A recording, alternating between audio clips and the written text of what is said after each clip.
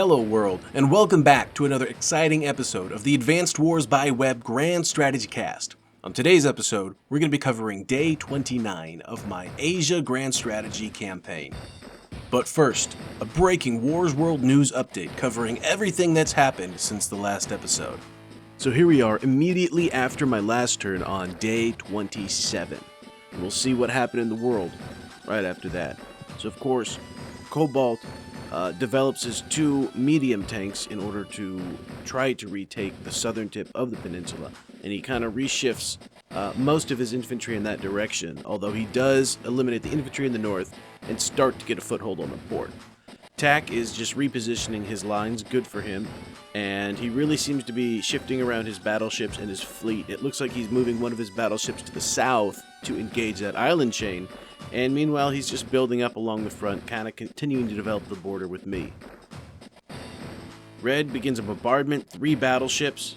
He takes out effectively 2.5 medium tanks that turn, and continues to haul more infantry and troops, and builds a medium tank. So that takes us to my turn on day 28. Now you recall, I was actually expecting the Drake player playing Fire Red to use their Typhoon this turn in an attempt to, take that peninsula, but they actually held off. It looks like they're going to be using it next turn. So instead, I'm going to repeat a similar strategy of building lots of infantry, so when that Typhoon hits, it doesn't hurt me too badly. At the same time, I'm going to take that extra turn to try to get some things into position, as well as to try to keep some units on some properties so that they can repair up as soon as they get hit by that Typhoon, which will be very important to keeping my lines intact and getting my units back in the fight.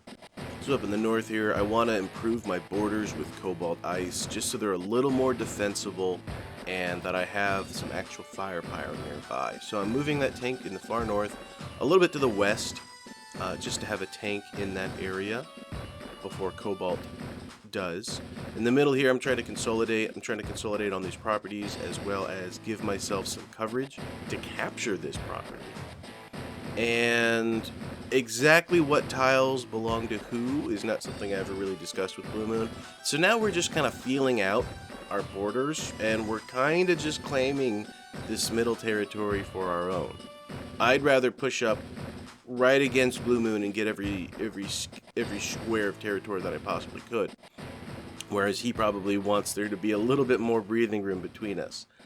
In here, you can see I move my battleships out in order to keep them out at sea, and I move my submarine and my cruiser in there to get the repairs. Of course, the battleships are going to have to come back just as soon as that Typhoon hits anyways. I've got a few other key units, like this medium tank here on a property. I'm trying to heal up this tank as well. If I don't have a tank directly on the border ready to fight one of my opponents, I would like to keep it on a property so that it can repair as soon as it needs to. It can always be at max fuel, and I'll just have a few tanks located in key strategic positions that'll act as a deterrent and kind of a first responder if there's any sort of conflict along my borders. I know that if I can grab these properties on this island here along with this comm tower, this will be a very defensible position. I also have multiple properties I can place units on, and I can get a lot of coverage in this area from a rocket, which is what I'm going to try to do. I also made some infantry down in the south here because I want to have a constant flow of reinforcements coming.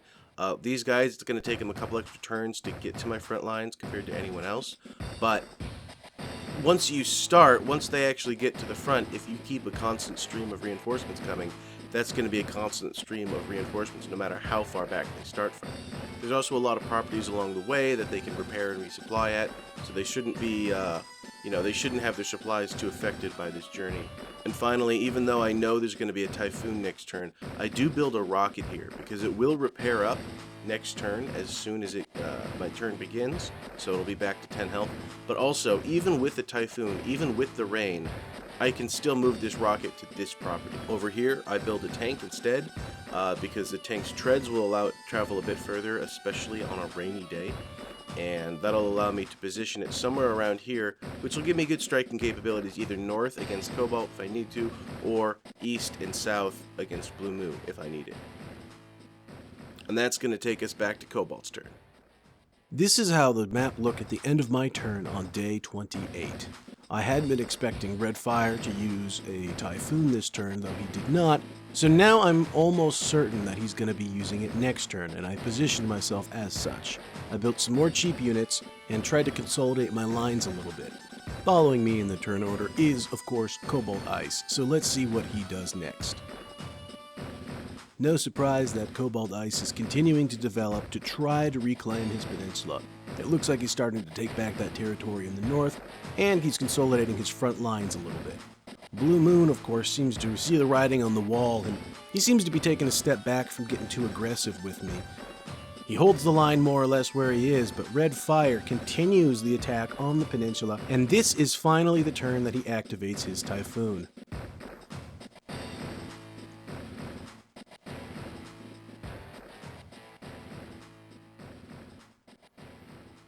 So here we are on day 29. We finally get hit with that Typhoon that I was expecting last turn, and you can see it's taken a nasty chunk out of every single unit on the map, except red, of course. Again, I think the best place to start off is with my capturing of property, so let us get started on that. There's an easy cap there, I can finally capture that. There's another 2 points off, and that's going to bring us down to 10. I'm going to join these. That's exactly why I popped him out. Now he's at 10, and we'll be able to capture this property next turn. Having a 10 health infantry up in the north here is also likely to keep blue from getting too aggressive with me, because this infantry here, especially if it's on a property and it's got a nice defensive bonus that can heal up, will more or less be able to take on any of blue's infantry, because they lack any sort of ability to repair nearby. Moving on over here, you can finally capture this property as well. This will be an excellent place to put a rocket on here if you look at the range on this. Plus it can repair, refuel, resupply every turn. So the sooner I can get a rocket on this property, the more comfortable I will feel.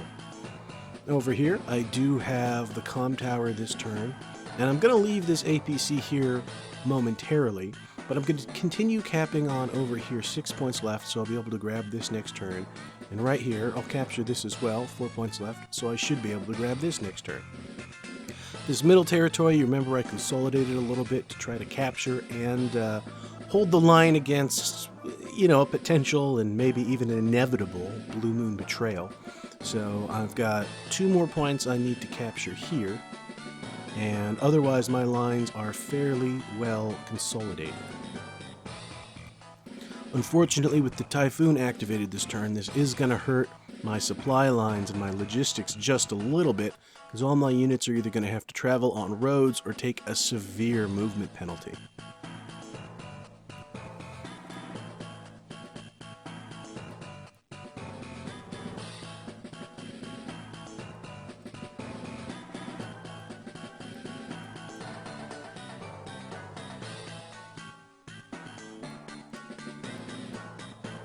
Get some infantry out of there. Again, a steady trickle of about 2 infantry per turn coming up from the south here could actually be extremely valuable reinforcements, both in terms of joining and healing up these units back to 10, but also just as an extra form of a blade of armor should Blue Moon try to attack me again.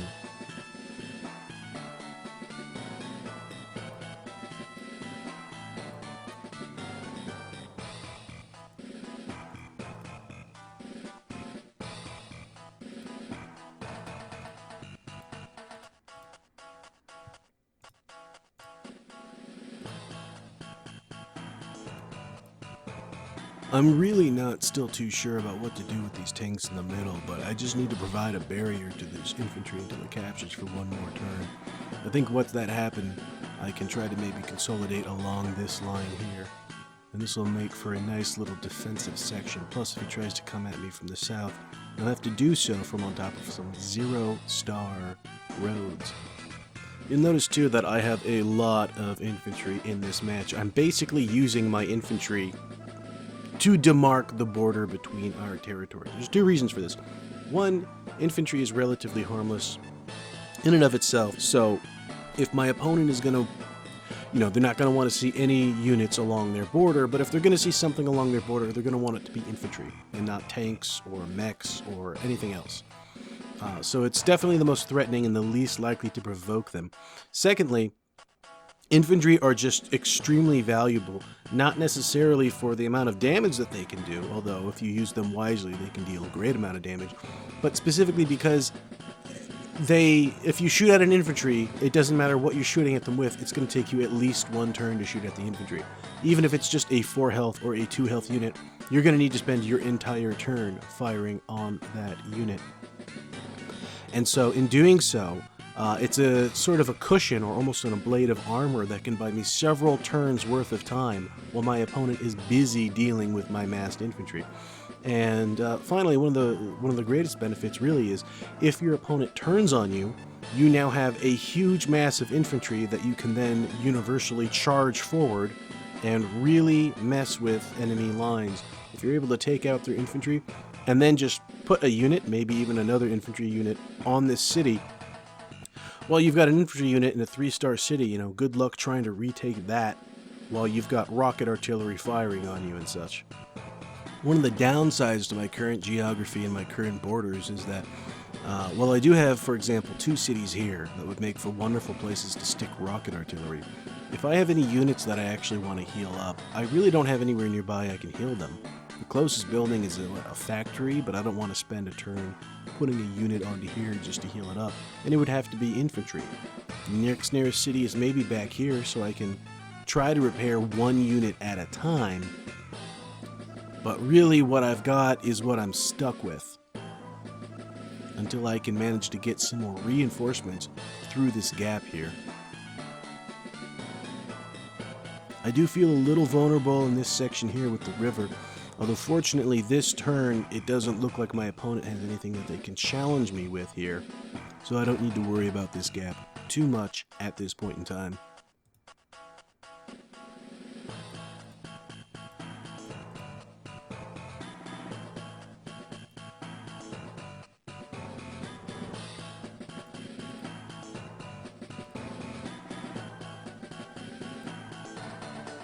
Now, even though I did move this tank forward last turn, I kind of have a decision to make. I can either leave it here on the front with 8 HP, or I can bring it back to heal, spend another turn repairing it, and then I will have a full health tank that I can then put back into the fight. It just really comes down to when do I think the next time blue is going to attack me? When am I going to need these forces ready? I think ultimately it might be best for me to play the long game, where I try to repair my units up as much as possible to keep them in the fight so I can maintain my units and value advantage over my opponents. I'm thinking that here I might build a black boat and then next turn put both of these infantry in there and then send that black boat out. Black boats are going to be useful because I can use them not only to repair but also refuel my ships while they're in the middle of the ocean, which is very important. You'll notice this is the closest port I have to anything of value. So this is really the last place that I can refuel and repair. So to send a black boat or 2 out with my fleet would really help them remaining in the fight and keep going up against red. You'll notice blue here is pulled back a little bit. They're almost abandoning Cobalt on this peninsula, and instead he's moving a battleship down here in order to engage with his rocket. Now red has pulled his rocket away, and that has bought him basically 1 more turn to not get fired on by this battleship. But you see, next turn Blue Moon is going to start engaging red on these island chains, and I actually want to get out there first, so maybe I can snag this territory for myself. I don't want Blue Moon capturing this stuff, getting an even higher income, and having a greater control of the ocean, although ultimately that doesn't really affect me. That's nowhere near my territory, that has very little to do with me, but I want these properties for myself. If I could plop down my own rocket in the middle of the ocean like this, I can really control these waterways.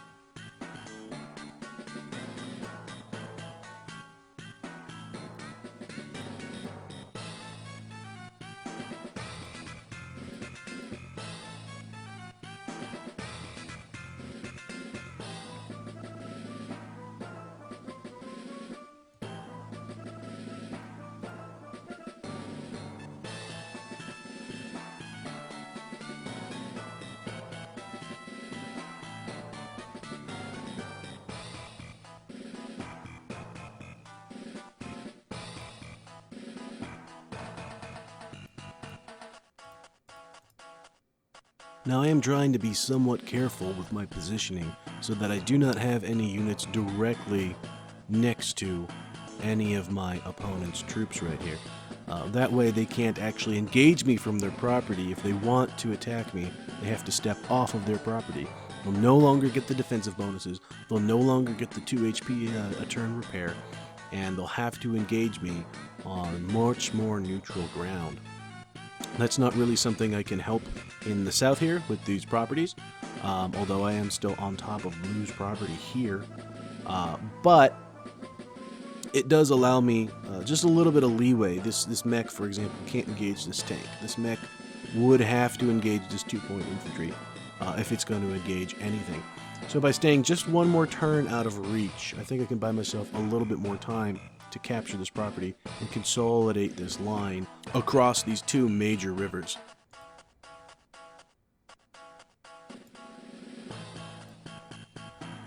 Okay, so you see down here I've got about 12,000 gold left, and really I'd like to go into next turn with a decent cash reserve, but I just don't think that's going to happen this turn, especially not with the amount of repairs I had to pay for at the beginning of this turn.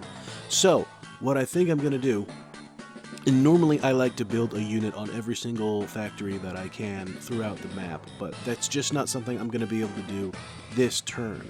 What I do think I will do, however, is unload this mech here, take it. Oh, I can't join. Okay, here's what I can do. I can take this infantry here and join it with this infantry. Not only is that going to give me a 10 HP infantry, but that's also going to give me 200 gold back, which is not enough. But it is just enough to do this. Put that there, join these 2 guys, and now bam, I have 1500. This allows me to just perfectly place another rocket up here, which will take 1-2 turns to deliver onto this property, and that's going to give me the coverage that I'm looking for. I feel much more secure with multiple rockets up here in the north, and normally I would like to go into next turn with at least a small cash reserve in order to deal with some of the repairs I'm going to have to do before I can even purchase any units next turn. Unfortunately, given the rockets and everything that I purchased, or rather the 1 rocket and the black boat, I can't afford anything else this turn. So there's going to be a real lack of reinforcements along the line for at least 1 more turn until I can get my cash flow back up, deal with this damn typhoon, and then move on. But I do feel pretty well consolidated with my lines. I've got a couple new pieces of property, up to 50,000 income, and now I can actually start going after red. That's something I really wanted to do. That's not just a ruse I'm trying to pull on blue. I really do want to kind of get in on the action and engage red here. He's got so many battleships. He's got a lot of action going on over here, and things have been pretty quiet on my end. Other than that, I think I'm going to leave most of my units where they are in order to hold the line and repair up on some of these properties. I think next turn I'm going to be having at least 3 to 4 new properties to my name, and I'll be in a much better position then. We just got to hold out for a turn or 2. Down here in the south, I do think I'm going to leave my ships as they are for now. My battleships do provide decent coverage that's really going to deter Blue Moon from attacking. Meanwhile, I'm going to repair up this submarine and this cruiser first so I can send them out on a scouting patrol. And then I can follow up with my battleships the turn after once they are repaired up themselves. I think I'm more just interested in holding what I've got now on land, and I can really begin to focus on the sea starting next turn. Hopefully we can build a couple more ships and start having some real crazy engagements with red. Well, that's going to do it for me, and with that, I end my turn.